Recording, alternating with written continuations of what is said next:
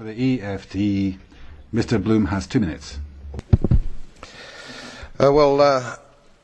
Commissioner, Mr. President, I rise again, I'm afraid, to make the same old hoary speech that I've been making here for several years, and that is, it is my opinion that you do not really understand the concept of banking. All the banks are broke.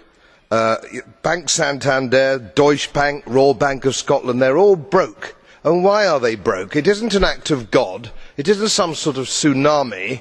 They're broke because we have a system called Fractional Reserve Banking, which means that banks can lend money that they don't actually have. It's a criminal scandal, and it's been going on for too long. To add to that problem, you have moral hazard, a very significant moral hazard from the political sphere. And most of the problem starts in politics and central banks, which are part of the same political system. We have counterfeiting, sometimes called quantitative easing, but counterfeiting by any other name. The artificial printing of money, which if any ordinary person did, they'd go to prison for a very long time. And yet governments and central banks do it all the time. Central banks repress the amount of interest that rates are, so we don't have the real cost of money.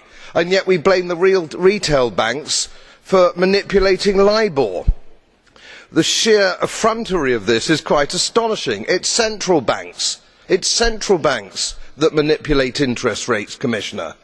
And plus, underneath all this, we talk loosely, in a rather cavalier fashion, do we not, about deposit guarantees. So when banks go broke through their own incompetence and chicanery, the taxpayer picks up the tab. It's theft from the taxpayer. And until we start sending bankers, and I include central bankers and politicians, to prison for this outrage, it will continue.